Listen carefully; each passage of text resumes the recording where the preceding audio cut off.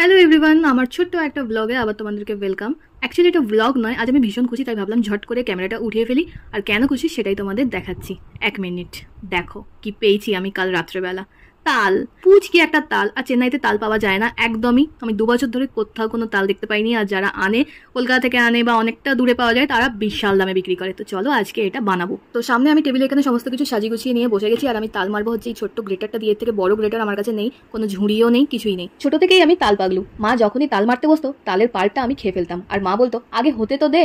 কারোর বাগানে বেশি বেশি তাল পড়লেই দেখতাম তাল বিলি করা হতো। সেই সুযোগে বাবার বন্ধুরাও আমাদের বাড়িও পাঠাতো, আর আমি তো খুশিতে নেচে উঠতাম। কিন্তু আমার মা তো রেগে যেত। একবার দুবার ঠিক আছে, 3-4 বার তাল মেরে সেটা বানানো অনেক হ্যাপা। কিন্তু আমি আর বাবা ভীষণ ভালোবাসতাম তাল খেতে, তাই মা রাগ করলেও ভালোবেসে বারবারই বানিয়ে দিত। আর আমার আর বাবারটাও আলাদা আলাদা করে রাখতো, কারণ আমার শেষ হলে আমি বাবার থেকে চুরি করতাম, আর বাবার শেষ হলে বাবা আমার থেকে চুরি করতো। আর সেই নিয়ে ঘরে বাঁধতো লঙ্কা কাণ্ড। এখানে আমি তাল ছাড়াতে বসেছি, কিন্তু তার আগে মায়ের সাথে একবার কনফার্ম হয়ে নিয়েছি কি কি দিতে হবে, কি না দিতে হবে। মানে আমি যা যা প্রসেসগুলো জানি সেগুলো সব ঠিক কিনা। যাই হোক, এখানে দেখো এই ছোট্ট গ্রেটারটাও কিন্তু বেশ ভালোই তালের পাল্প বের করছে। আসলে তালটা ছোট তো, তাই হয়ে যাচ্ছে, কোনো প্রবলেম হচ্ছে না। এখানে আমি তালের যেটুকু মানে যা পাল্প ছিল একদম নিকড়ে বের করে নিয়েছি, একটুও ওয়েস্ট হতে দিইনি। আর এই দেখো, এই হচ্ছে তালের পাল্প। এতটাই বেরিয়েছে, ছোট তো তাই ঠিকঠাকই বেরিয়েছে। আর এখানে আমি সঙ্গে সঙ্গে চলে এসেছি একটু টাইম ওয়েস্ট না করে তালটাকে গরম করতে। এই প্রসেসটা আমার একটু ভয় লাগছিল, কারণ এইটা সবসময় মাই করতো। এই প্রথমবার আমি নিজের হাতে A to Z সবটাই করেছি।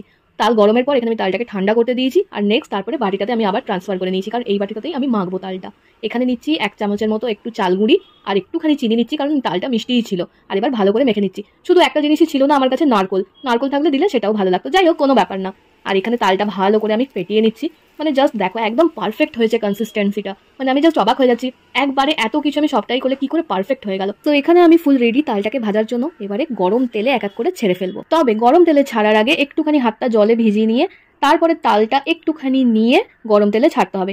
এইগুলোই হচ্ছে ছোট ছোট ট্রিক্স, যেগুলো আমি দেখেছি ছোট থেকে, তারপরে জেনেছি ব্যাপারগুলো, তাই আজকে আমি সেগুলো অ্যাপ্লাই করছি। এক এক করে তো ছেড়ে দিলাম, আর এখানে আমার তালফুলুরি হচ্ছে। আর এবারে তোলার পালা এক এক করে। আর এই দেখো কি দারুণ কালারটা এসছে। আর টিফিন বক্সে বেশ কয়েকটা কিন্তু ভরেও গেছে। তাড়াতাড়ি এইগুলোকে উঠিয়ে ফেলি।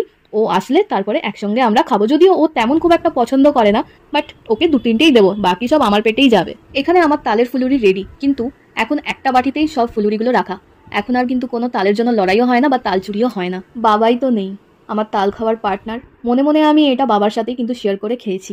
যাই হোক সে কথা। তবে আমার মনে হয় এইসব খাবার যদি কেউ খেতে ভালোবাসে, তাহলে এইসব খাবার বানাতেও জানতে হয়, কারণ আস্তে আস্তে তো এই সমস্ত খাবারগুলো হারিয়েই ফেলছে সবাই। আর আমরা যদি শিখে না রাখি, তাহলে নেক্সট প্রজন্মকে সেম রেসিপি কি করে হ্যান্ড ওভার করবো, তাই না? আর এই দেখো ফুলুরিগুলো নরম তুলতুলে মিষ্টি, অসম খেতে হয়েছে।